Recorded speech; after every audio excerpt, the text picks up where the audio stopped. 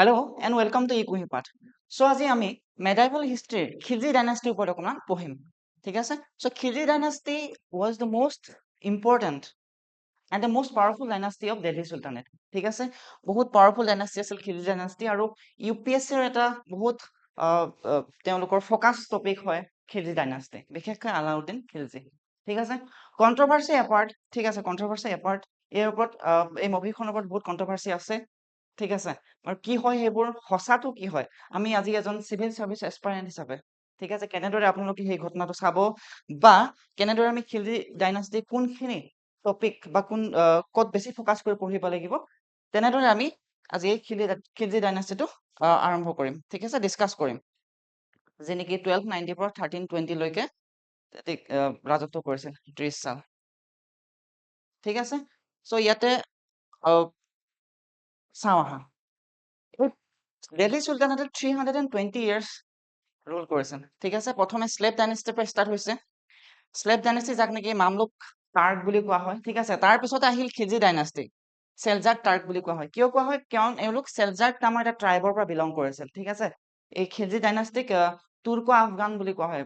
বহুত হিষ্টৰিয়ানে ইহঁতক টাৰ্কিছ বুলি ক'ব বিচাৰে, কিছুমানে আফগানিস্তানৰ পৰা অহা বুলি ক'ব বিচাৰে, দেয়াৰ আৰ কন্ট্ৰভাৰ্চি। ঠিক আছে, ইয়াৰ পিছত আহে তুগলক ডাইনাষ্টি, গিয়াছুদ্দিন তুগলকে এষ্টাব্লিছ কৰে। দেন ইয়াৰ পিছত চাইয়দ ডাইনাষ্টি, দেন লোধি ডাইনাষ্টি, এনেদৰে এই পাঁচটা ডাইনাষ্টিয়ে ৰুল কৰে 320 ইয়াৰ্ছ। ঠিক আছে, যদিও খিলজি ডাইনাষ্টিয়ে সবাতোকৈ কম সময়ৰ বাবে মানে 30 ইয়াৰ্ছৰ কাৰণেহে তেওঁলোকে ৰাজত্ব কৰিছিল, কিন্তু still their rule is the most important one. ঠিক আছে, কাৰণ খিলজি ডাইনাষ্টি এজন ইম্পৰ্টেণ্ট ৰজা আলাউদ্দিন খিলজি। ঠিক আছে, তেওঁৰ সময়তে দিল্লী চুলতানেটৰ সবাতোকৈ বেছি সম্প্ৰসাৰণ হৈছিল। ঠিক আছে, চ' সেইটো কাৰণে বহুত বেছি ইম্পৰ্টেণ্ট হয়। চ' দিয়া এতিয়া চাই লওঁ আৰম্ভ কৰাৰ আগতে সেইটো সময়ৰ জিঅ' পলিটিক্স কেনেকুৱা আছিল। ঠিক আছে, কেনেকুৱা ধৰণৰ ৰাজ্য সাম্ৰাজ্যসমূহ আছিল খিলজি চুলতানেটৰ সময়ত। ঠিক আছে, ইয়াত আছিল খিলজিসকল, দিল্লী চুলতানেট, খিলজিসকল আছিল। আৰু এইফালে চোৱা, ইৰাণ বা পাকিস্তান এৰিয়াটো যিটো বৰ্তমানৰ দিনৰ, ঠিক আছে, বা চেন্ট্ৰেল এছিয়া বা চাইনা, এই ৰিজনটোত আছিল মংগোলসকল। মংগোল মানে কি? জাংগিয়াছ খানৰ ডাইনাষ্টি। ঠিক আছে, বহুত পাৱাৰফুল ডাইনাষ্টি আছিল। আৰু বাৰে বাৰে আমাৰ দিল্লী চুলতানেটক এটেক দি আছিল from this north west region of Delhi sultanate. ঠিক আছে, এফালৰ পৰা ইণ্ডাছ ভেলী ৰিজনৰ পৰা বাৰে বাৰে এটেক দি আছিল। ঠিক আছে, চ' সেইসমূহ আমি ডিছকাছ কৰিম। ঠিক আছে, এফালৰ পৰা দিয়া। চ' ক্ৰনলজি চাওঁ আহা এতিয়া দিল্লী চুলতানেটৰ বা খিলজি ৰুলাৰসকলৰ। চ' প্ৰথম আছিল জালালুদ্দিন খিলজি।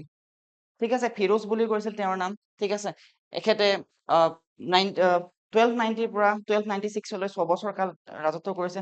ইয়াৰ পিছত আহে আলাউদ্দিন খিলজি, তেওঁ 1296 পৰা 1316 20 বছৰ ৰাজত্ব কৰে। ইয়াৰ পিছত কুতুবুদ্দিন মুবাৰক শ্বাহ এণ্ড নাছিৰুদ্দিন খুছৰু শ্বাহ, দুজন উইক ৰুলাৰ, বহুত উইক ৰুলাৰ আছিল।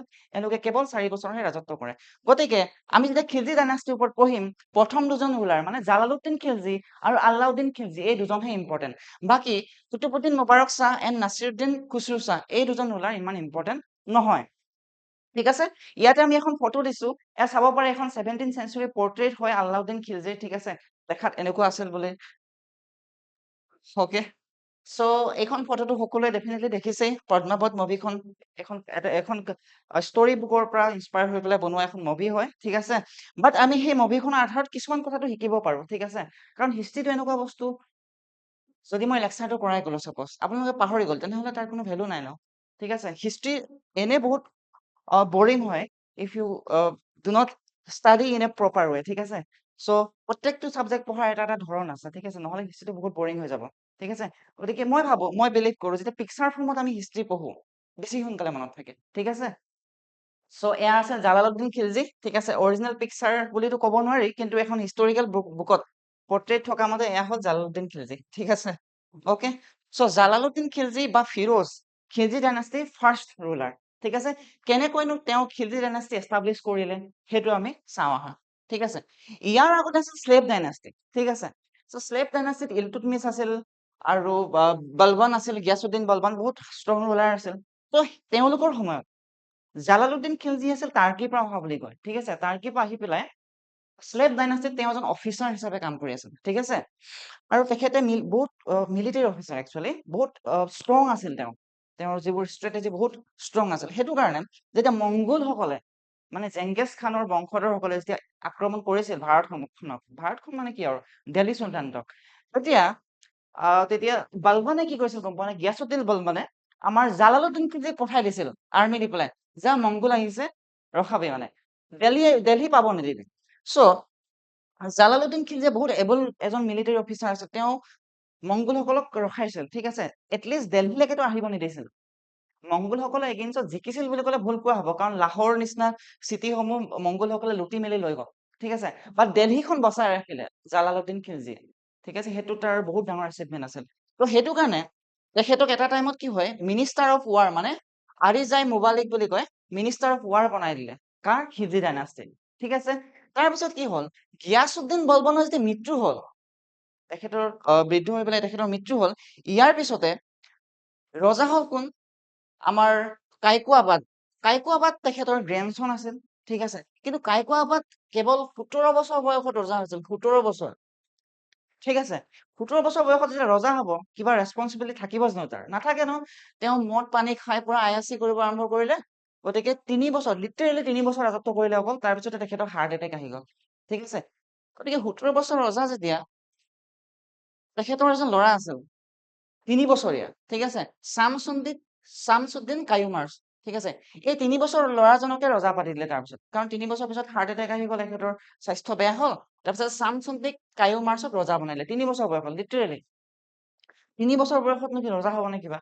সেইটো কাৰণে সেইটো টাইমত সবাতোকৈ ইনফ্লুৱেঞ্চিয়েল কোন আছিল অফিচাৰ? আমাৰ জালালুদ্দিন খিলজী, ঠিক আছে, যি মিনিষ্টাৰ অফ ৱাৰ আছিল, তেখেতে গোটেইখিনি চম্ভালিছিল একচুৱেলি স্লেভ ডাইনাষ্টি বা মামলুক ডাইনাষ্টি।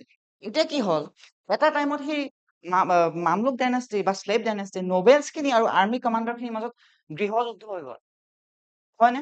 গৃহযুদ্ধত কি হ'ল, আমাৰ জালালুদ্দিন খিলজী আছিলে এজন আৰ্মি কমাণ্ডাৰ, ঠিক আছে, এখেতে গোটেই কামানটো লৈ ল'লে, ঠিক আছে, কামানটো লৈ পেলাই কোৱা হয় যে এই শামছুদ্দিন কায়ুমাৰ্চক জালালুদ্দিন খিলজীয়ে হত্যা কৰিছিল বুলি কয় একচুৱেলি, হত্যা কৰি পেলাই নিজে ৰজা হৈ গ'ল, ঠিক আছে, আৰু খিলজী ডাইনাষ্টি এষ্টাব্লিছ কৰিলে। খিলজী নোবেলছ কিছুমান আছিলে, নোবেলছ মানে কি? আজিৰ দিনৰ মিনিষ্টাৰ, মানে, ঠিক আছে, খিলজী মিনিষ্টাৰবোৰক, মানে টাৰ্কিছ অৰিজিনৰ যিবোৰ মিনিষ্টাৰ, সেইবোৰ নিজৰ ৰাজভৱনত আনি পেলাই ৰাজত্ব কৰিব আৰম্ভ কৰিলে আৰু নতুন খিলজী ডাইনাষ্টি এষ্টাব্লিছ কৰিলে, ঠিক আছে।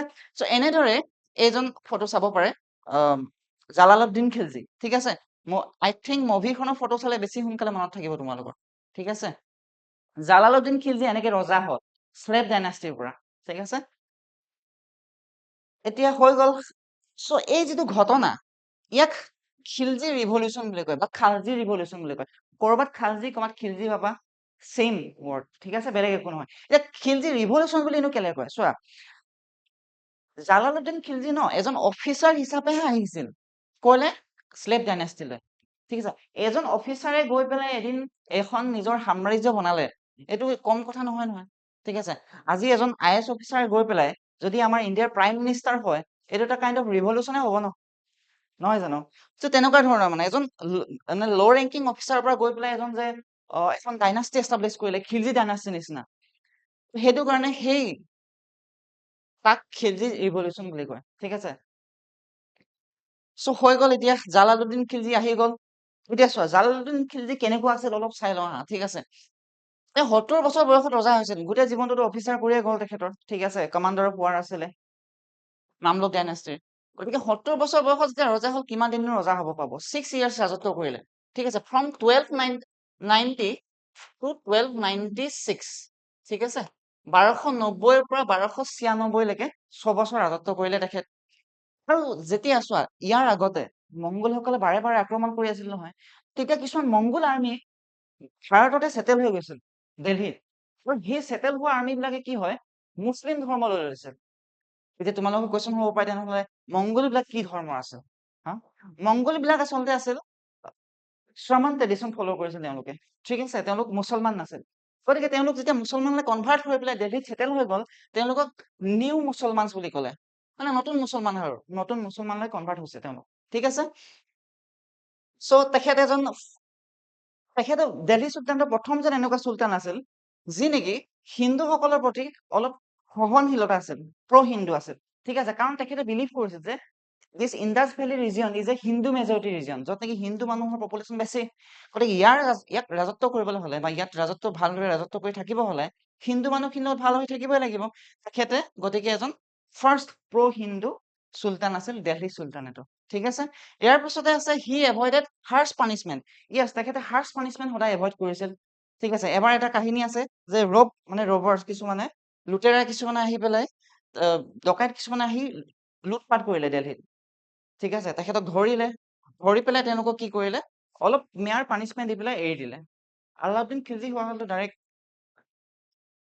কিল কৰি দিলেহেঁতেন। ঠিক আছে, তেনেদৰে আৰু এটা এক্সাম্পল পাওঁ যে মালিক সাজ্জু আছিল আমাৰ প্ৰিভিয়াছ নভেল, মানে ইয়াৰ শ্লেভ ডাইনেষ্টি এজন নভেল আছিল। গতিকে তেওঁক নিজৰ গভৰ্ণৰশ্বিপটো কাৰাত কৰি থাকিব দিলে যে, ঠিক আছে শ্লেভ ডাইনেষ্টি টাইমতো তুমি কাৰাৰ গভৰ্ণৰ আছিলা, এতিয়াও কৰি থাকা, নো ইছ্যু। ঠিক আছে, এই বুলি পেলাই। গতিকে ইয়াৰ পৰা গম পোৱা যায় যে তেওঁ এজন নৰম দিলৰ মানুহ আছিল অলপ।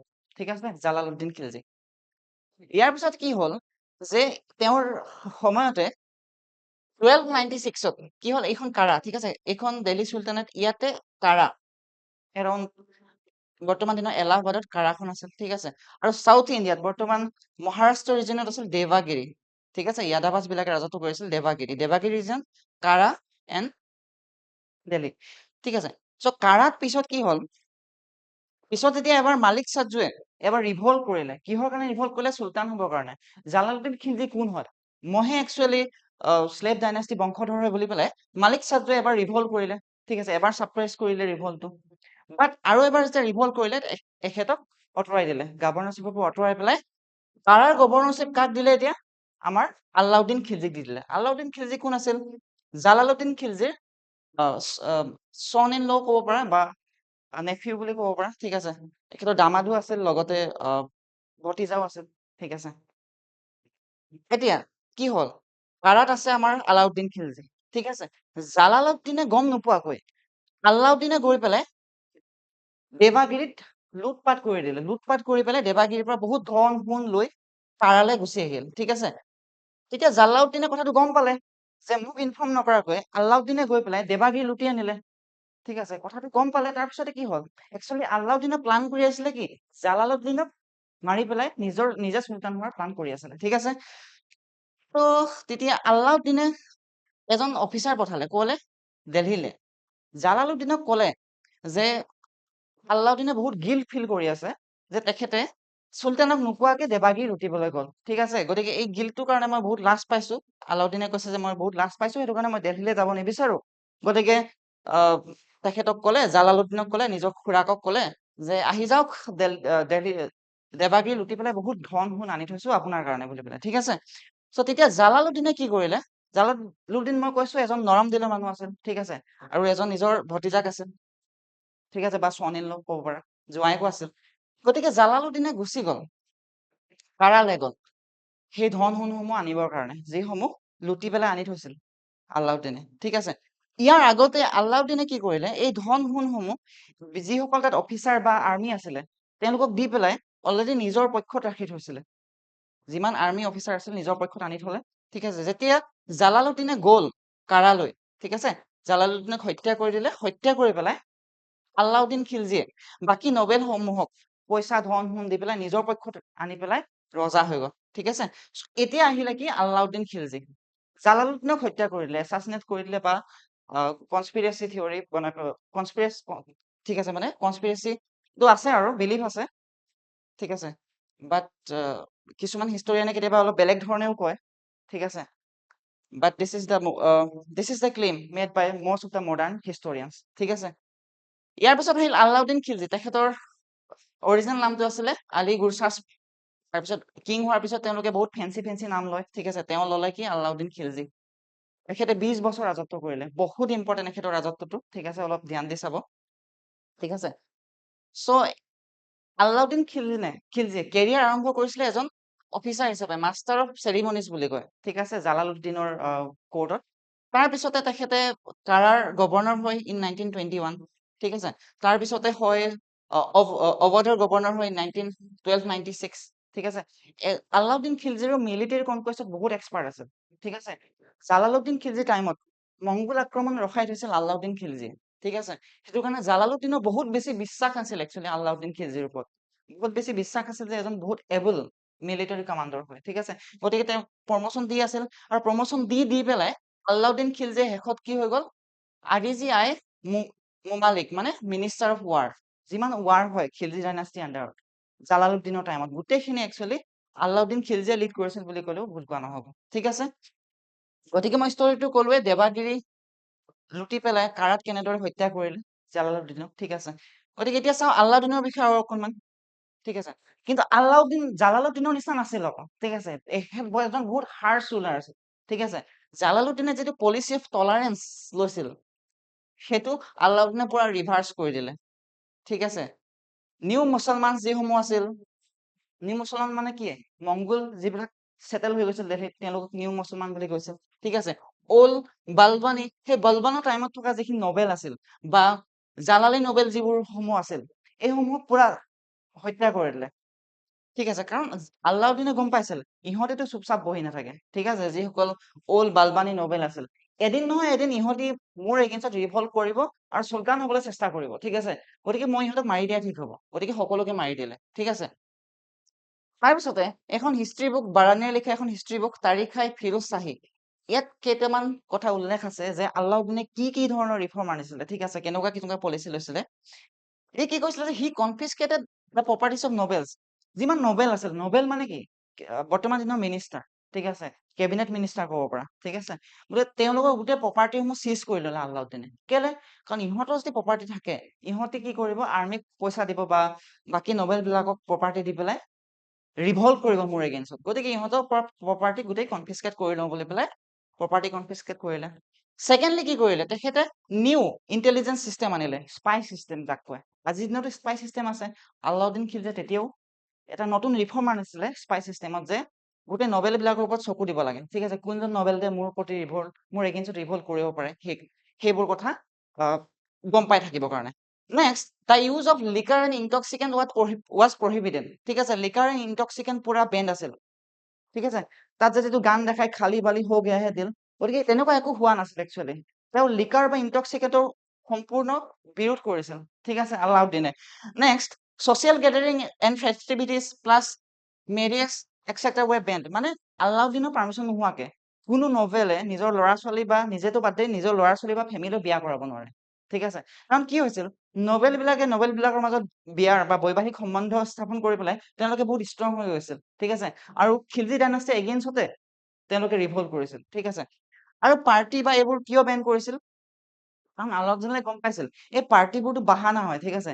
এই পাৰ্টিবোৰত নবেলবোৰ লগ খাই পেলাই তাহাঁতি কনস্পিৰেচি থিয়ৰী বনাব মোৰ এগেইনষ্টতে ঠিক আছে মোৰ এগেইনষ্টতে তেওঁলোকে মানে ৰিভল্ট কৰা প্লানিং কৰিব গতিকে কোনো ধৰণৰ পাৰ্টি কোনো ধৰণৰ বিয়া বা যিকোনো ধৰণৰ মিটিং হোৱাৰ আগত আল্লাউদ্দিন খিলজিৰ পাৰ্মিশ্যন লাগিব সেইটো চিষ্টেম কৰিছিল ঠিক আছে গতিকে এইসমূহ পলিচি আনিছিল সেইটো কাৰণে তেখেতে গোটেই ৰিভল্টবোৰ ছাপ্ৰেছ কৰি থবলৈ সক্ষম হৈছিল আৰু যদি কোনোবাই ৰিভল্ট কৰা সাহস কৰিছিল বা কৰাৰ কথা ভাবিছিল নেক্সট দিনাখন তেখেতৰ মূৰটো মানে কি হয় চোৰ মিনাৰত পোৱা গৈছিল একচুৱেলি ঠিক আছে গতিকে I will tell you the story okay so' এয়া হ'ল Khilji sultanate during the time of Alauddin Khilji বহুত এক্সপাণ্ড কৰিলে এখেতে ঠিক আছে আল্লাউদ্দিন খিলজি টাইমত ফাৰ্ষ্ট এক্সপানশ্যন হ'ল দিল্লী চুলতানেটৰ ঠিক আছে চ'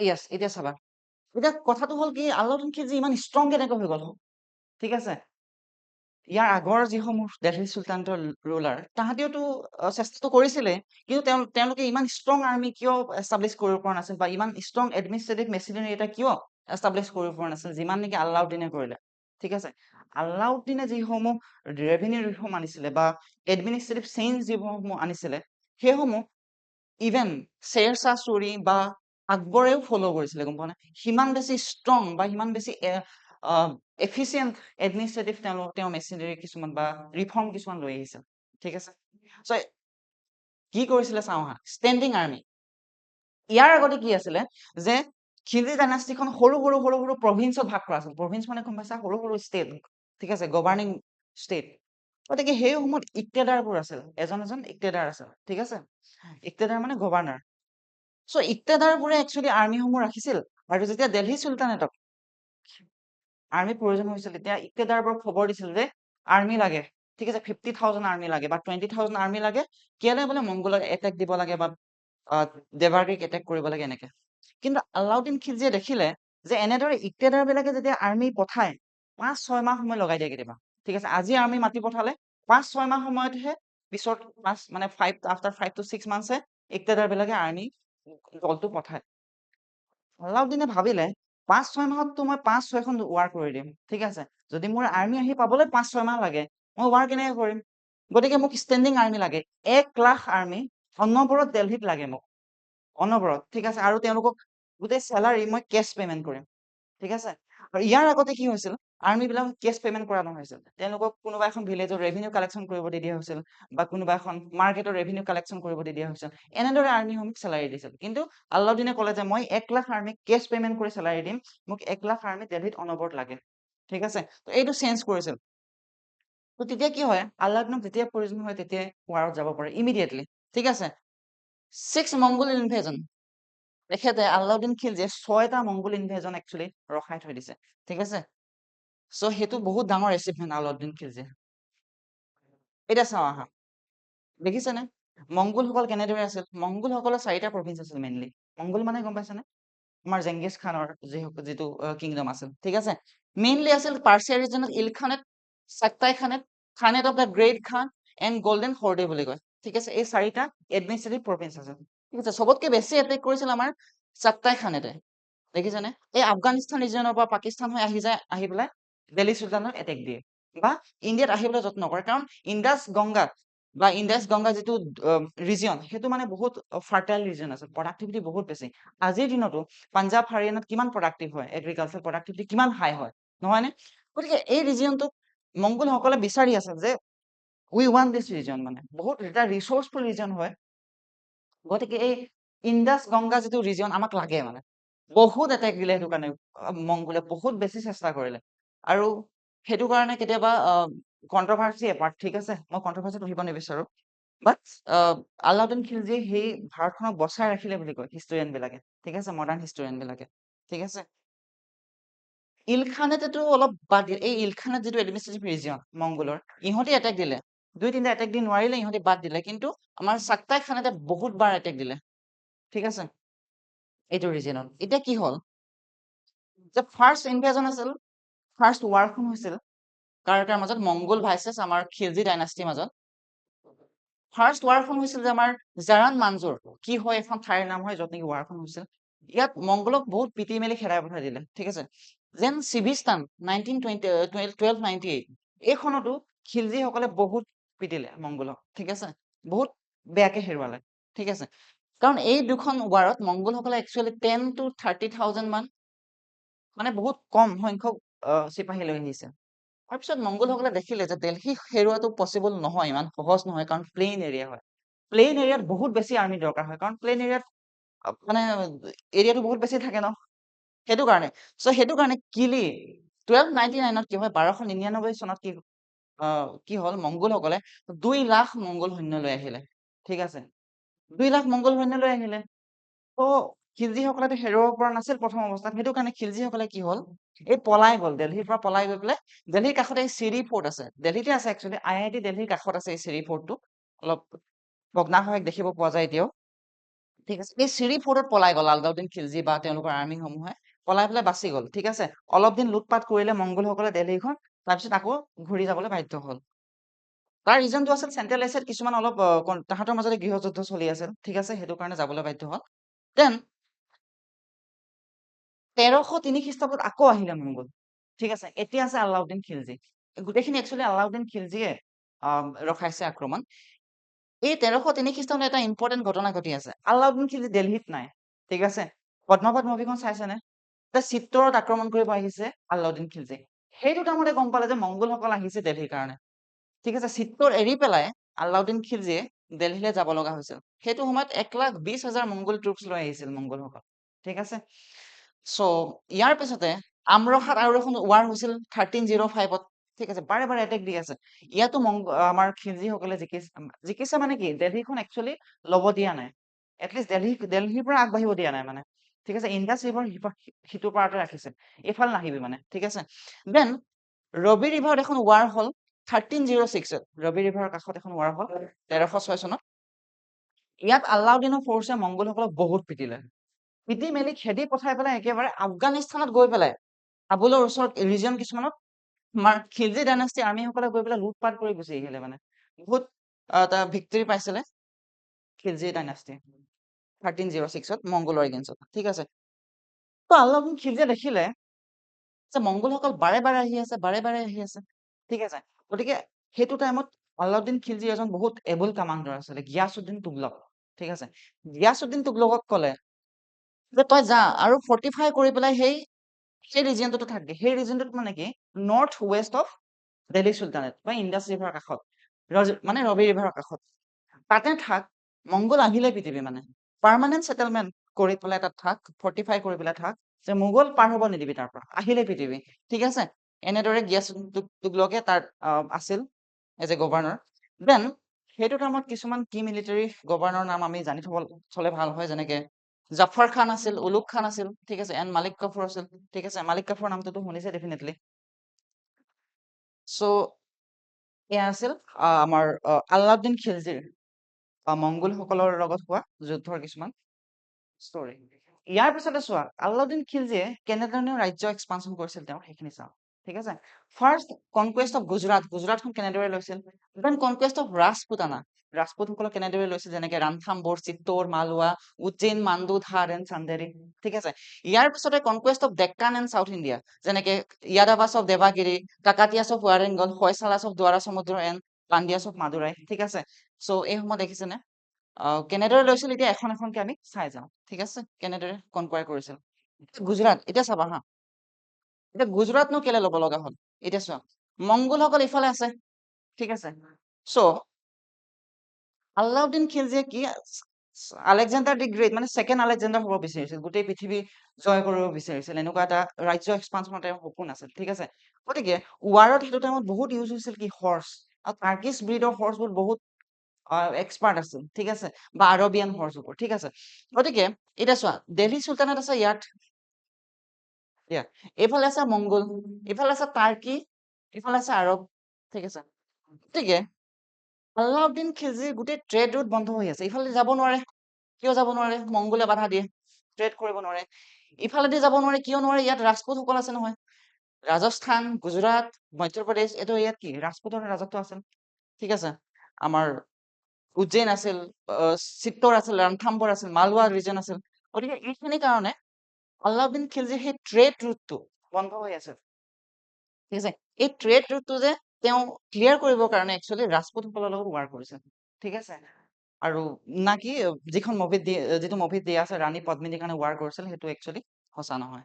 ঠিক আছে, চ' গুজৰাটত কি হ'ল চোৱা, সেইটো সময়ত গুজৰাটৰ ৰজা আছিল ৰায়কৰণ। ঠিক আছে, চ' উলুক খান আৰু নুছৰত খান নামৰ দুজন আৰ্মি কামাণ্ডাৰক পঠাই দিলে আলাউদ্দিনে। ঠিক আছে, যে চোৱা দিল্লীৰ পৰা তেওঁলোক উলুক খানহঁত আহিছে। ঠিক আছে, আমাৰ গুজৰাট এটেক কৰিবৰ কাৰণে ৰায়কৰণক। এইফালৰ পৰা আহিব পৰা নাই, কাৰণ চিত্তৰ আছে ইয়াতে, ইয়াতে ৰাণথাম্বৰ আছে, ইয়াতে মাণ্ডু আছে, ৰাজপুত নহয়, ইহঁতে এইফালে আহিব নিদিয়ে, কাৰণ ৰাণথাম্বৰৰ লগত জালালুদ্দিন খিলজিৰ অকণমান ৰিলেশ্যনটো ভাল নাছিল। ঠিক আছে, আগতে ৱাৰ হৈছে, আৰু জালালুদ্দিন খিলজি একচুৱেলি হাৰিত হৈছে ফ্ৰম দ্য ৰুলাৰ অফ ৰাণথাম্বৰ। ঠিক আছে, গতিকে এওঁলোকে এইফালৰ পৰা ঘূৰি আহিছে 1299 1299 খ্ৰীষ্টাব্দত তেওঁলোকে গুজৰাট এটেক দিব আহিছে। ঠিক আছে, গুজৰাট এখন পৰ্ট চিটি আছে। ঠিক আছে, গতিকে বিজনেছৰ ফালৰ পৰা বহুত এটা চিগনিফিকেঞ্চ আছিল। অ'কে, আহি থাকোতে ৰাস্তাতে পাই গ'ল আমাৰ জেচেলমাৰ। ঠিক আছে, এইটো ৰিজনত জেচেলমাৰ আছিল। ঠিক আছে, সৈনিকসকলে ভাবিলে অলপতো ভাগৰ লাগিছে, আমাৰ খানা পিনাও শেষ হৈছে, গতিকে জেচেলমাৰত এটেক দি দিওঁ। এইটো আনপ্লান এটেক আছিল জেচেলমাৰত। ঠিক আছে, এইটো জেচেলমাৰ ফৰ্ট আছিল, ফৰ্ট অফ জেচেলমাৰ। ইয়াত এটেক দি দিলে আৰু এই চিটিখন গোটেই লুটি পেলাই তেওঁলোকে গুজৰাটৰ ফালে আগবাঢ়িলে। ঠিক আছে, গুজৰাটত গৈ পেলাই তেওঁলোকে কি কৰিলে, আমাৰ ৰায়কৰণক খেদি পঠালে, খেদি পঠাই পেলাই এগেইন গুজৰাটৰ সোমনাথ টেম্পল লুটিছিলে সেইটো টাইমত। ঠিক আছে, বাৰু মুছলমান মাৰ্চেণ্ট বিলাককো লুটিছিলে। ঠিক আছে, খিলজি ডাইনেষ্টিৰ যিসকল আৰ্মি হিন্দু মুছলমানৰ মাজত একো বিভেদ নাৰাখিছিল। ঠিক আছে, তেওঁলোকে সকলোকে লুটি গৈছিল। দেন তাতে গুজৰাট যেতিয়া এটেক কৰিব আহিছিলে উলুক খানে, তাতে মালিক কাফুৰক পালে। ঠিক আছে, মালিক কাফুৰ এজন বহুত এক্সপাৰ্ট শ্লেভ আছিল। ঠিক আছে, এনে সাধাৰণ শ্লেভ নাছিল, তেওঁৰ মিলিটাৰী কেপাচিটিও বহুত আছিল। ঠিক আছে, গতিকে তেওঁক 1000 দিনাৰ মানে 1000 দিনাৰ দি পেলাই, দিনাৰ মানে কাৰেঞ্চি আছিল সেইটো টাইমৰ, 1000 দিনাৰ মানে বহুত হাই প্ৰাইচ সেইটো টাইমত, ঠিক আছে। 1000 দিনাৰ দি পেলাই মালিক কাফুৰক কিনি লৈ গৈছিল। কাৰ কাৰণে? আলাউদ্দিন খিলজিৰ কাৰণে, ঠিক আছে। গতিকে উলুগ খানে কিনি পেলাই লৈ গ'ল মালিক কাফুৰক, ঠিক আছে। মুভিখনত কি দেখায়? মুভিখনত দেখায় যে জালালুদ্দিন খিলজিয়ে গিফ্ট কৰা বুলি দেখায়, ঠিক আছে, আলাউদ্দিনক। গতিকে সেইটো হিষ্টৰী মতে, হিষ্টৰী বুকৰ মতে সঁচা নহয়। উলুগ খান আৰু নুছৰত খানে একচুৱেলি তেওঁলোকক কিনি লৈ গৈছিল এট দ্য প্ৰাইচ অফ 1000 দিনাৰ ফ্ৰম ৰাণ অফ থাম্বাত ৰিজিয়নৰ পৰা, ঠিক আছে, গুজৰাটৰ। অ'কে, চ' এতিয়া কি হ'ল চোৱা, এতিয়া গুজৰাট লুটি পেলাই কিন্তু তেওঁলোকে এইটো ৰাস্তাত যোৱা নাই, ঠিক আছে। আহোঁতে এইফালে আহিলে ৰাজস্থান হৈ পেলাই, যাওঁতে তেওঁলোক চিধা ৰাস্তাত গৈছে। গতিকে গৈ থাকোতে কি হ'ল যে আমাৰ খিলজি আৰ্মিত কি হয়, মংগোল সকলৰ এটা পাৰ্ট আছিল, মংগোল অফিচাৰ কেইজনমান আছিল। তেওঁলোকে ভাবিলে যে আমিতো আমাৰ জয়ছেলমাৰ লুটিলো আৰু গুজৰাট লুটিলো, ঠিক আছে। আমাৰ ওচৰত বহুত পইচা হৈ গ'ল, তেওঁলোকে ভাগ কৰি ল'লে আৰ্মি বিলাকে নিজৰ মাজতে অলপ চলপ, ঠিক আছে। গতিকে মংগোল আৰ্মিসকলে দেখিলে তাত মানে খিলজি আৰ্মিত মংগোল আৰ্মিৰ এটা পাৰ্ট আছিলে। তেওঁলোকে অনুভৱ কৰিলে যে আমাকতো বেছি দিয়া নাই, আমাৰ লগত পাৰ্চিয়েলিটি কৰিছে। এই বুলি পেলাই যিখিনি মংগোল আৰ্মি আছিলে সিহঁতি ৰিভল্ট কৰি দিলে খিলজি আৰ্মিখিনিৰ লগত, ঠিক আছে। ৰিভল্ট কৰিলে, ৰিভল্ট কৰাৰ পিছত দুজন মংগোল অফিচাৰে পলাই গুচি গ'ল, অলপ ধন সোণ লৈ পেলাই ক'লে ৰাণথাম্বৰলে। ওচৰতে ৰাণথাম্বৰ আছিলে, ইয়ালে পলাই গ'ল দুজন, কোনে? মংগোল অফিচাৰ, আৰ্মি অফিচাৰ, কামাণ্ডাৰে, ঠিক আছে। গতিকে এই খবৰটো পাই গ'ল আমাৰ আলাউদ্দিন খিলজিয়ে। তেতিয়া আলাউদ্দিন খিলজিয়ে ক'লে, দুটা অপচন দিলে ৰাণথাম্বৰক, ঠিক আছে। কাৰণ আলাউদ্দিন খিলজিয়ে গম পাইছিল সেই দুজন মংগোল অফিচাৰ যে পলাই গ'ল, ইহঁতিতো ৰাণথাম্বৰত গৈ পেলাই চুপচাপ বহি নাথাকে, ঠিক আছে। কাইলৈ নহ'লে পৰহিলে ইহঁতি ৰাণথাম্বৰ ৰজাৰ লগত মিলি পেলাই মোৰ এগেইনষ্টতে ৱাৰ কৰিব আহিব। গতিকে ইহঁতক মাৰি দিয়া ঠিক আছে, ঠিক আছে।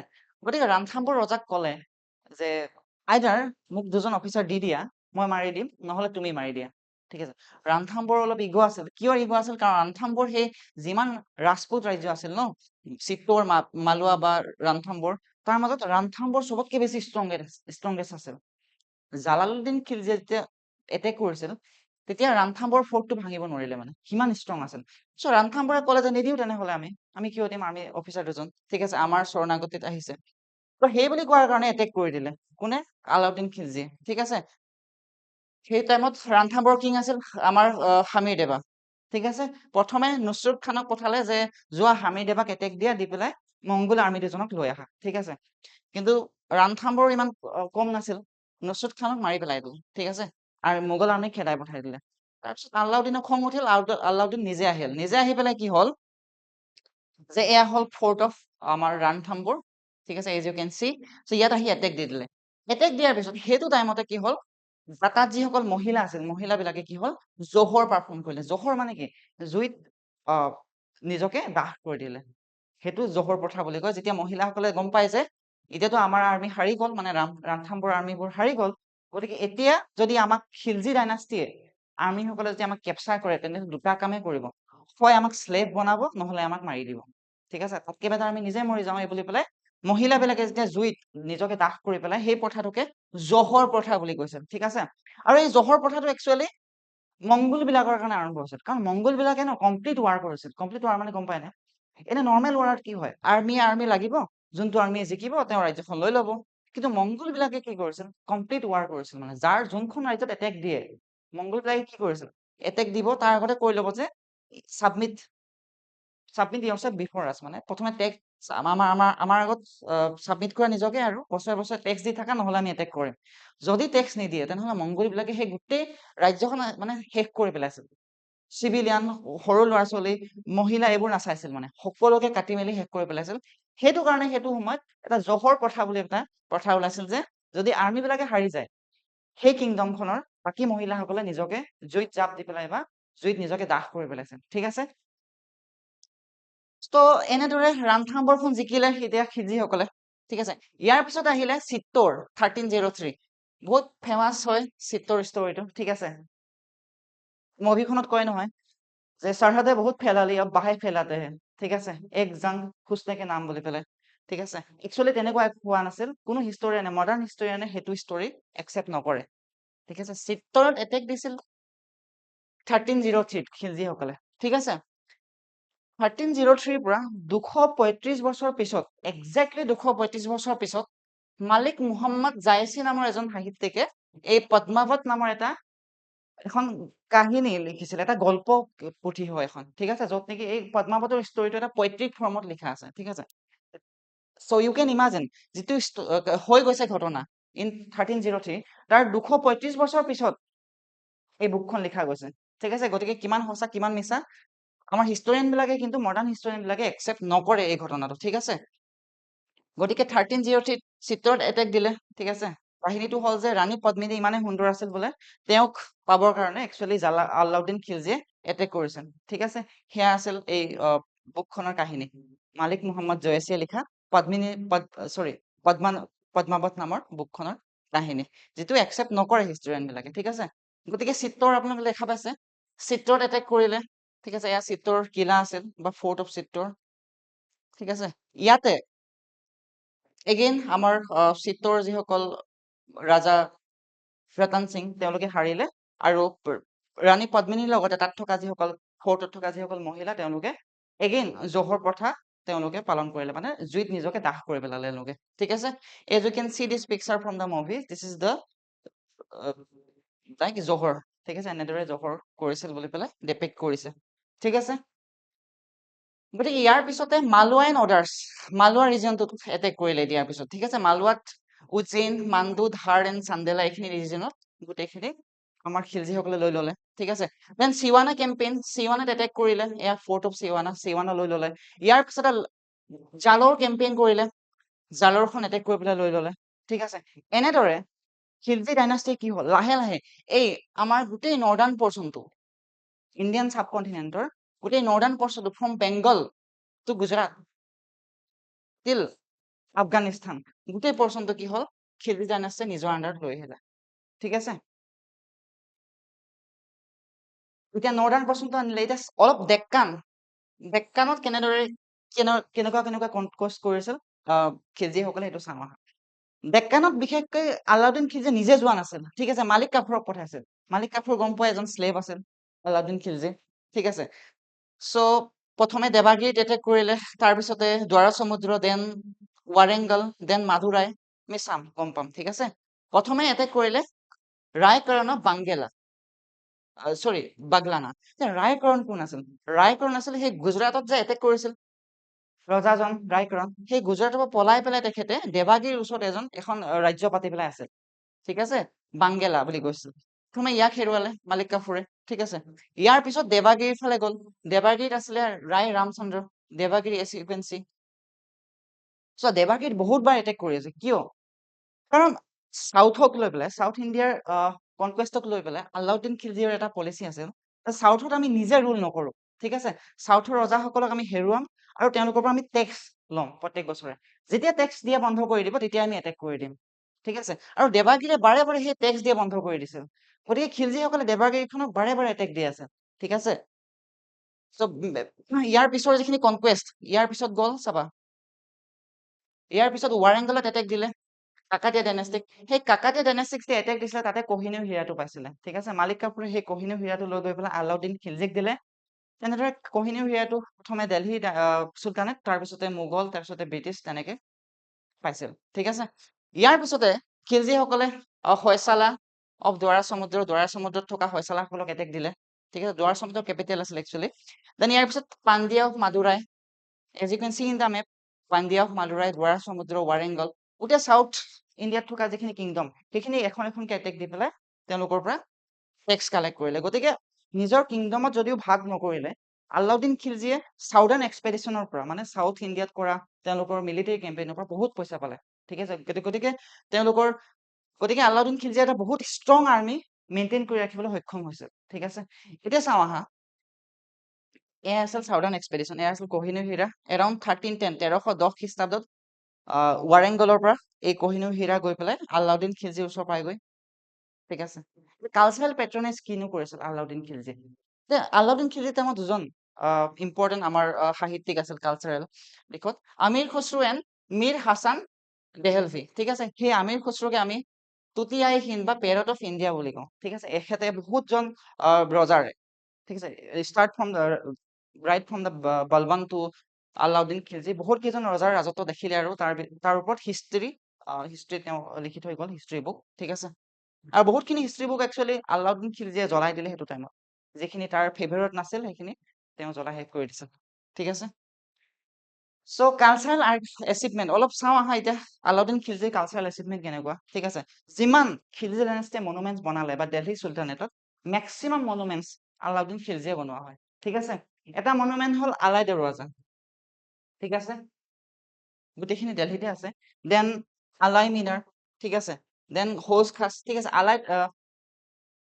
আলাউদ্দিন খিলজীয়ে ভাবিলে যে কুতুব মিনাৰ কি বস্তু মই ইয়াতকে দুগুণ উচ্চতাৰ এটা মিনাৰ বনাম ঠিক আছে তাকে আলাই মিনাৰ বুলি কয় কুতুব মিনাৰ একেবাৰে কাষতে আছে আলাই মিনাৰ ইয়াৰ ডায়মিটাৰটো অলমষ্ট ডাবল হয় কুতুব মিনাৰতকে ঠিক আছে কেৱল দুটা ষ্টৰী বনাইছিল দুটা মহল বনাওতে কি হয় আলাউদ্দিন খিলজীৰ মৃত্যু হয় ঠিক আছে আলাই দৰৱাজা আছে এতিয়া ঠিক আছে চ' yes as you can see this is my own picture I have personally visited ঠিক আছে মই আপোনালোকৰ নিচিনা যেতিয়া ফাউণ্ডেশ্যন কোৰ্চ কৰি আছিলো তেতিয়া দিল্লীত I have visited this thing ঠিক আছে এয়া আছিল আমাৰ আলাই দৰৱাজা ঠিক আছে এই আলাই দৰৱাজা এটা চিগনিফিকেন্স আছে you know that significance it is a world heritage site ঠিক আছে আলাই দৰৱাজা এটা world heritage site হয় it's a gate for the entry to Qutub Minar ঠিক আছে কিয় চিগনিফিকেন্ট হয় এইটো তেনে কিয় ইয়াক ইমান দেখিবৰ কাৰণেতো ইমান বহুত এক্সট্ৰা অৰ্ডিনাৰী নহয় তেনেহ'লে কিয় ৱৰ্ল্ড হেৰিটেজ চাইট দিলে এটা চিগনিফিকেন্স আছে this is the first Muslim architecture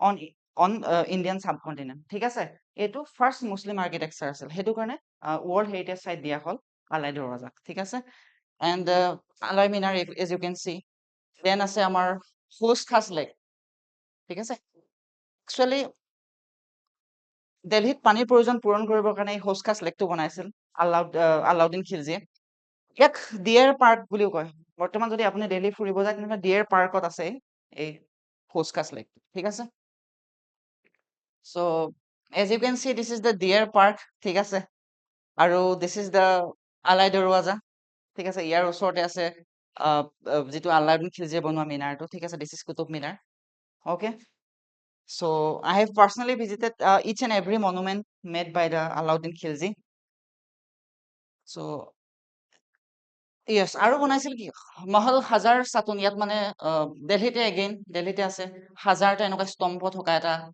beautiful palace বনাইছিল ঠিক আছে ইয়াৰ পিছতে জামাইত খানা Moscow I have not visited this mosque yet ঠিক আছে দেন ইয়াৰ পিছত চিৰি ফৰ্ট এণ্ড চিটি তেওঁ ভাবিছিল যে মই এখন নতুন ৰাজধানী চহৰ বনাওঁ কাৰণ দিল্লীখন বহুত ভালনাৰেবল হৈ আছে সেইটো টাইমত কিয় কাৰণ মংগোলসকলে বাৰে বাৰে এটেক দি আছে গতিকে তেওঁ এই চিৰি ফৰ্টটো বনাইছিল ঠিক আছে চিৰি ফৰ্ট এণ্ড চিটি আৰু বেচিকেলি সেই চিৰি ফৰ্ট এণ্ড চিটিক পানীৰ যোগান দিবৰ কাৰণে এই হোজ খাস লেকটো বনাইছিল ডিয়েৰ পাৰ্ক বুলি কয় বৰ্তমান ঠিক আছে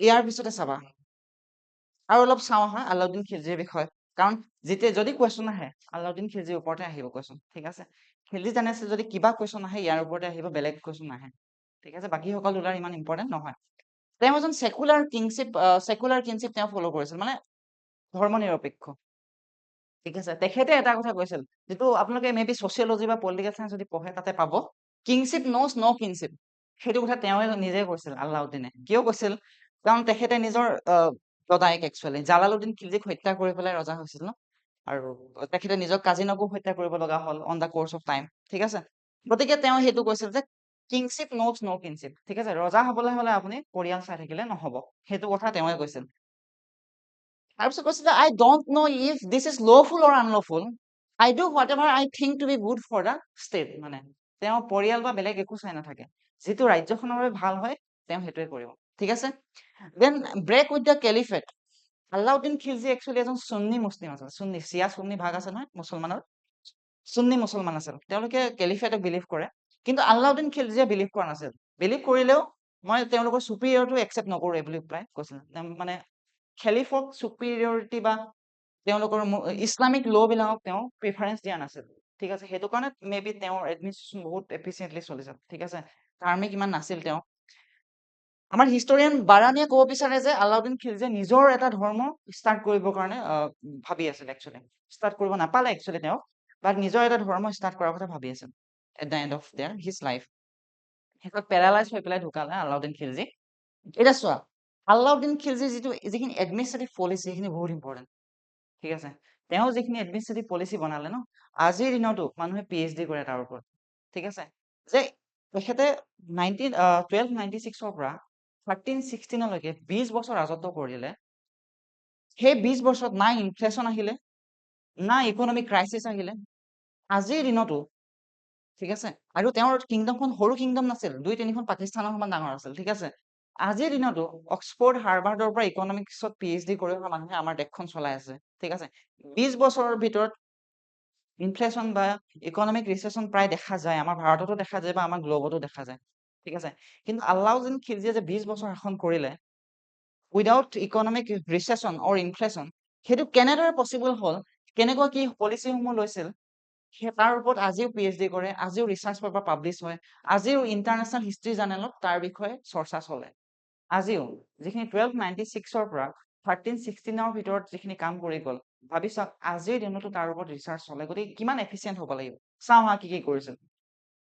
ফাৰ্ষ্ট কৰিছিল যে পাৰ্মানেণ্ট ষ্টেণ্ডিং আৰ্মি। ঠিক আছে, দিল্লীত 1 লাখ আৰ্মি অনবৰত মানে লাগে। ঠিক আছে, ইক্তেদাৰ বাদ দিয়া, আগতে ইক্তেদাৰে দিছিল, এতিয়া মোক ৰাইট নাও লাগে, I will pay them in cash, তেওঁলোকক কেছ পেমেণ্ট কৰিছিল। ঠিক আছে, horse import and cavalry expansion, তেওঁ হৰ্চ ইম্পৰ্ট কৰিছিল ক'ৰ পৰা, আৰবৰ পৰা। ঠিক আছে, আৰু ইণ্টাৰেষ্টিংলি 4,75,000 কেভেলৰী মেন আছিল তেওঁৰ লগত। ভাবি চাওক, 4,75,000 অশ্বাৰোহী তেওঁৰ লগত আছিল, গতিকে কিমান ষ্ট্ৰং আছিল তেওঁৰ আৰ্মিটো, নহয়নে? দেন চেহেৰা এণ্ড ডাক চিষ্টেম আৰম্ভ কৰিছিল।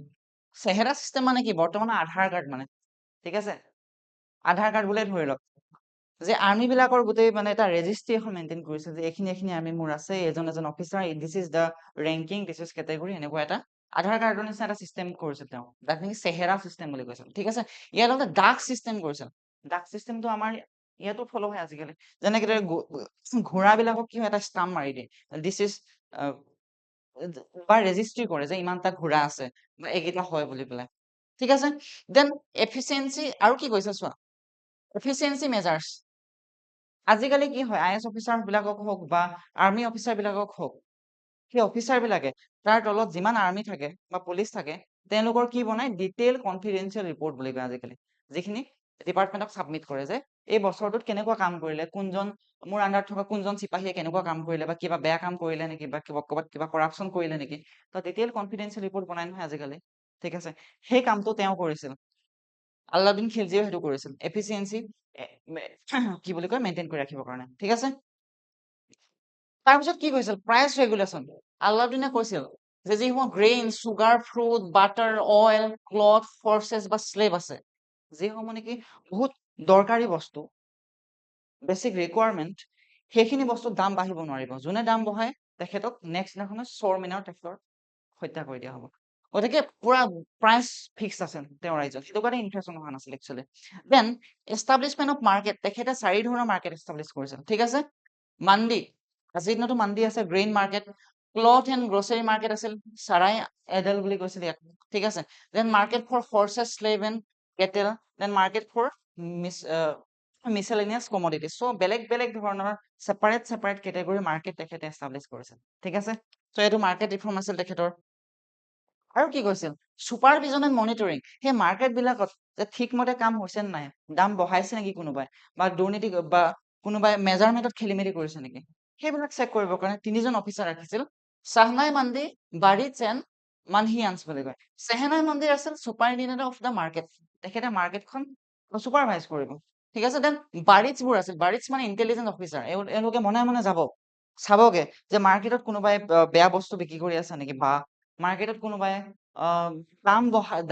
দাম বঢ়াইছে নেকি, কাৰণ আলাউদ্দিন খিলজীয়ে কৈছিল যে দামবোৰ ফিক্স কৰি দিছিল, সেইটোৱে ভাল কাম কৰিছিল। আলাউদ্দিন খিলজীয়ে প্ৰত্যেক বস্তুৰ দাম ফিক্স কৰি দিছিল, ৰাইট ফ্ৰম দ্য মানে এই চুইটোৰ পৰা একেবাৰে ইম্পৰ্টেণ্ট বস্তুলৈকে চবৰ দাম ফিক্স কৰি দিছিল। ঠিক আছে, চ' সেইটো এটা মাৰ্কেট ৰিফৰ্ম কৰিছিল। দেন মনহিয়ানছবোৰ পঠাইছিল, মানে চিক্ৰেট স্পাইচ। চোৱা, 3টা স্তৰত পঠাইছে। প্ৰথমে আছিল চুপাৰিনটেণ্ডেণ্ট অফ দ্য মাৰ্কেট, এখেতে যে দুৰ্নীতি কৰে এই ইণ্টেলিজেন্ট অফিচাৰবোৰে গম পাই যাব, ইহঁতে যদি দুৰ্নীতি কৰে ন, মনহিয়ানছ বিলাকে গম পাই যাব। 3টা স্তৰত স্ক্ৰুটিনাইজ কৰিছিল মাৰ্কেটবোৰ, যাতে দুৰ্নীতি একেবাৰে নহওক, য'ত ক'ৰবাত যদি খেলি মেলি কৰি আছে, যদি চুপাৰিনটেণ্ডেণ্ট অফ মাৰ্কেটে যদি কিবা যদি চাপ'জ পইচা লৈ পেলাই পাৰ্মিশ্যন দিছে কিবা বেয়া কাম কৰিবৰ কাৰণে, চাপ'জ ওজনত খেলি মেলি কৰিবৰ কাৰণে বা দাম বঢ়াবৰ কাৰণে, তেনেহলে আমাৰ বাৰিটছ বিলাকে ধৰি ল'ব। বাৰিটছ বিলাকে যে দুৰ্নীতি কৰে তেনেহলে মনিহান্স বিলাকে ধৰি ল'ব। ঠিক আছে, যদি মনিহান্স বিলাকেও খেলি মেলি কৰে তেনেহলে আৰু এটা ষ্টেজত কি হয়, তেওঁ নিজে পাৰ্চনেল স্পাই পঠাইছিল মাৰ্কেট বিলাকলৈ। ঠিক আছে, এই কামটো আকবৰেও কৰিছিল।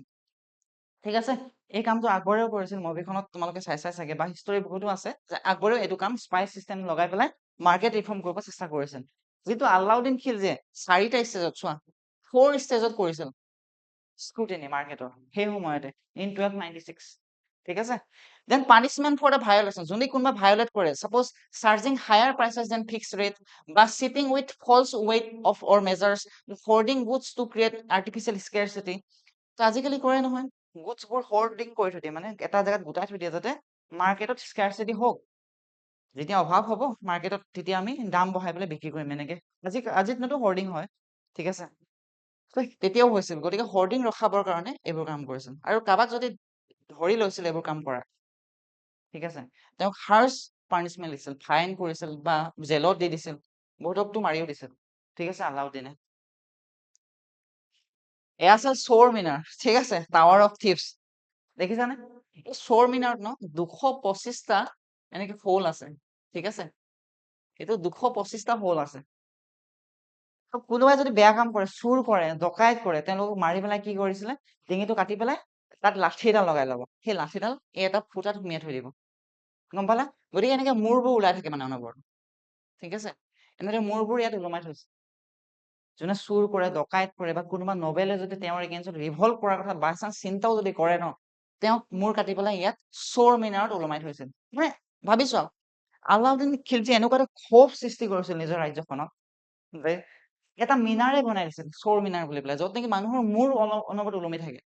মংগোলসকলৰ মূৰবোৰ ওলমাই থৈ দিছিলে ইয়াত, বা কোনোবাই যদি চুৰ কৰে তাহাঁতৰ মূৰবোৰ ইয়াত ওলমি থাকে। ঠিক আছে, কোনোবাই যদি কিবা ৰিভল্ট কৰিবৰ কাৰণে যে চিন্তা কৰি আছে আলাউদ্দিন খিলজীৰ এগেইনষ্টত, আৰু খিলজীয়ে যদি গম পাই গ'ল, নেক্সট দিনাখন তাৰ মূৰটো ইয়াতে পায়, মানে চোৰ মিনাৰত ইয়াত ওলমি থাকে। ঠিক আছে, চ' গোটেইখিনি দেলহিৰ হোচ কাজত আছে, কেতিয়াবা গ'লে এই চোৰ মিনাৰটো চাবা। ঠিক আছে, ঠিক আছে। আৰু কি কৈছিল, কন্ট্ৰল অফ চাপ্লাই কন্ট্ৰল কৰিবৰ কাৰণে তেখেতে কি হয়, ডাঙৰ ডাঙৰ কি কৰিছিল, গ্ৰেনেৰিজ ডাঙৰ ডাঙৰ গ্ৰেনেৰি তেওঁ মেইনটেইন কৰিছে, যাতে যেতিয়া ফেমাইন হ'ব বা অভাৱ যদি হয় কেতিয়াবা, তেতিয়া যাতে মানুহখিনি ভোকত থাকিব লগা নহয়, তাৰ কাৰণে ডাঙৰ ডাঙৰ গ্ৰেনেৰি তেওঁ মেইনটেইন কৰিছিল নিজৰ ৰাজ্যত। ঠিক আছে, hoarding of essential goods were strictly prohibited. হা, আজিৰ দিনতো, আজিতো কিমান পুলিচ বা এক্টিভ হয় নাই বা আমাৰ ফুড ইন্সপেক্টৰ সকল, তেওঁলোক থকাৰ পিছতো হোৰ্ডিং হয় আজিকালি। তেওঁৰ দিনত কিন্তু হোৰ্ডিং হ'ব দিয়া নাছিল। কোনোবাই হোৰ্ডিং কৰিলে নেক্সট খন কি কৰিছিল, তেখেতৰ মূৰটো মানে ইয়াত চোৰ মিনাৰত ওলমাই দিছিল, মানে কাটি পেলাই ওলমাইছিল। ঠিক আছে, মানে হত্যা কৰি দিছিল। গতিকে ন' হোৰ্ডিং এট অল। সেইটো কাৰণে আলাউদ্দিন খিলজীৰ যিখন মাৰ্কেট বহুত ষ্টেবল আছিল। ঠিক আছে, তাৰপিছত ক্ৰিয়েশ্যন অফ মাৰ্কেট এডমিনিষ্ট্ৰেশ্যন, যেনেকে দিৱানী ৰিয়াসত বনাইছিল department of commerce and industry. ঠিক আছে, আজিৰ দিনত department of commerce and industry বুলি ক'ব পাৰা। নই বাই ৰিয়াসত নামৰ এটা অফিচাৰ পোষ্ট বনাইছিল। আজিৰ দিনত সেইটো পোষ্ট তুমি ক'ব পাৰা secretary to the ministry of commerce and industry. Ministry of কমাৰ্চৰ চেক্ৰেটাৰী পোষ্টৰ লগত তুমি কম্পেয়াৰ কৰিব পাৰা। ঠিক আছে, য'ত নেকি সেই মাৰ্চেণ্ট বিলাক বা বেপাৰী বিলাকক ৰেজিষ্ট্ৰি এখন মেইনটেইন কৰিছিল, যে এজন বেপাৰী ইমান ইমান টেক্স দিয়ে, এওঁলোক ইয়াত থাকে বা এনেকুৱা ধৰণৰ। ঠিক আছে, গোটেই ৰেজিষ্ট্ৰি তেওঁ মেইনটেইন কৰিছিল। ঠিক আছে, চ' দেখিছানে আজিৰ দিনৰ যিটো এডমিনিষ্ট্ৰেটিভ পলিচি আছে, ঠিক তেনেকুৱা এটা পলিচি আলাউদ্দিন খিলজীয়ে 1296 to 1316 সেইটো টাইমতো মেইনটেইন কৰিছিল, 1200 খ্ৰীষ্টাব্দত। ঠিক আছে, again 13th century actually. Maintenance of prices during ফেমাইন। ঠিক আছে, গতিকে ইমানখিনি যে মেজাৰ লৈছিল, ইমান গ্ৰেনেৰি বনাই পেলাই তেওঁ ষ্টক কৰি ৰাখিছিল, তাৰ কাৰণে ফেমাইন আহিছিল সেইটো টাইমত। ফেমাইনটো আহি থাকে বাৰু, যেতিয়া বৰষুণৰ পৰিমাণ কমি যায়। তো সেইটো ইণ্ডিয়ান চাবকণ্টিনেণ্টত ফেমাইন আহিছিল, কিন্তু আলাউদ্দিন খিলজীৰ যিখন কিংডম, একো এফেক্ট হোৱা নাছিল ফেমাইনৰ পৰা। 20 বছৰ আলাউদ্দিন খিলজীয়ে যিমান ৰাজত্ব কৰিলে, ফ্ৰম 1296 to 1316, কোনোদিন ফেমাইনেটো এফেক্ট কৰিছিল, বাট কোনোদিন স্কেৰচিটি হোৱা নাছিল আলাউদ্দিনৰ মাৰ্কেটত। ঠিক আছে, সদায় খাদ্য বস্তু এইবোৰ উপলব্ধি আছিল। গতিকে তেওঁ এনেকুৱা ধৰণৰ কিছুমান ৰিফৰ্ম লোৱাৰ কাৰণে। অ'কে, দেন আমি চাওঁ land revenue administration of Alauddin Khilji. তেখেতে কি ধৰণৰ লেণ্ড ৰেভিনিউ এডমিনিষ্ট্ৰেশ্যন কৰিছিল? প্ৰথমে measurement of land. Alauddin Khilji Delhi চুলতানেটৰ প্ৰথমজন ৰজা আছিল যিয়ে নেকি লেণ্ড মেজাৰমেণ্ট আৰম্ভ কৰিছিল, একুৰেট লেণ্ড মেজাৰমেণ্ট পুৰা। ঠিক আছে, তাৰপিছতে ইউনিভাৰ্চেল টেক্সেশ্যন GST। ঠিক আছে, ইয়াক তুমি GST লগত কম্পেয়াৰ কৰিব পাৰা। ঠিক আছে, যে আগতে কি হৈছিল, ইকতেদাৰ বিলাকে কালেক্ট কৰিব, ইকতেদাৰ বিলাকে কালেক্ট কৰি পেলাই বা তেনেকুৱা অফিচাৰ বিলাকে কালেক্ট কৰি পেলাই ৰজাক দিব, খিলজীক দিব। খিলজীয়ে ক'লে কি নো, ইনস্পেক্টৰাজ খতম, এতিয়া মই ডাইৰেক্ট টেক্স কালেক্ট কৰিম। মানে GST নিচিনা ডাইৰেক্ট টেক্সেশ্যনৰ চিষ্টেম এটা তেওঁ আনিছিল সেইটো টাইমতে। ঠিক আছে, again cess collection, land revenue তেখেতে 20% অফ দ্য প্ৰডাকশ্যন ৰাখিছিল।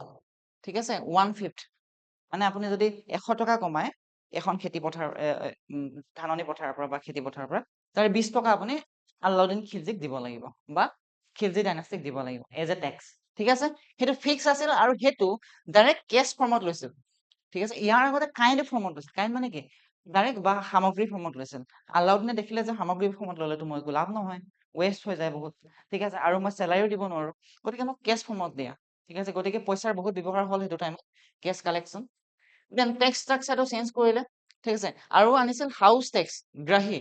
বেছিও দিব লাগে ন, আমি মিউনিচিপাল টেক্স দিব লাগে, পঞ্চায়ত টেক্স দিব লাগে, ঘৰ বনালে টেক্স দিব লাগে ন। তো সেইটো তেওঁ মানে হেৰি কৰিছিল, হাউচ টেক্স বা গ্ৰাহী বুলি কৈছিল সেইটো টাইমত। ঠিক আছে, এগেইন পেষ্টিয়ৰ টেক্স, মানে চৰ চাপৰি এৰিয়াৰ পৰাও তেখেতে টেক্স কালেক্ট কৰিছিল। ঠিক আছে, চ' এইখিনি কৰিছিল আৰু তেখেতে সেই 20% টেক্সটো ফিক্স ৰাখিছিল। ঠিক আছে, 20% মানে 1/5। ঠিক আছে, 100 টকা যদি আপুনি প্ৰডাকশ্যন কৰে 20 টকা টেক্স হিচাপে দিব লাগিব। ঠিক আছে, GST তেনেকে আজিৰ দিনতো আছে ন, 18% GST এনেকে। ঠিক আছে, সেইটো টাইমত 20% ফিক্স আছে। ঠিক আছে, এবলিশ্যন অফ ইমান এণ্ড ৱাকফ লেণ্ড, এইটো এটা কাম কৰিছিল। মানে সেইটো টাইমত ধৰ্মৰ নামত যিবিলাক মাটি দান কৰা হয় ন, সেইবিলাকৰ পৰা টেক্স কালেক্ট নকৰে, তাৰ পিছৰ ৰজা কিছুমানে নকৰিছিল। চ' সেইটো কাৰণে কি হয়, সেই ধৰ্মৰ নামত দান কৰা যিখিনি মাটি, তাৰ পৰাও টেক্স কালেকশ্যন কৰিব আৰম্ভ কৰি দিছিল। আমি ধৰ্মৰ নামত চুট নিদিওঁ বুলি কৈছে। ঠিক আছে, আলাউদ্দিন খিলজীয়ে, be it Hindu or Muslim doesn't matter, যদি ধৰ্মৰ নামত মাটি আছে সেইখিনিৰ পৰাও টেক্স কালেক্ট কৰিম। ঠিক আছে, দিব লাগিব, ৰিলিজিয়াছ ইনষ্টিটিউশ্যন বিলাকে মোক টেক্স দিব লাগিব। ঠিক আছে, চ' এনেকুৱা কিছুমান আছিল। Then centralize administration. ঠিক আছে, পুৰা চেন্ট্ৰেলাইজ কৰি পেলালে এডমিনিষ্ট্ৰেশ্যনটো। ঠিক আছে, আলাউদ্দিন খিলজীৰ ওপৰত বহুত পাৱাৰ আহি গ'ল। Then impact of on the peasantry, actually বহুত ভালে হৈছিল। তেওঁলোকৰ ওপৰত অলপ 20% টেক্সৰ বাৰ্ডেন আছিল, বাট ইট ৱাজ ফিক্সড। মানে এনেকুৱা নহয় যে মন গ'ল 50% কৰি দিলে, মন গ'ল কমাই দিলে, যেনেকে ব্ৰিটিছ ৰাজে কৰিছিল।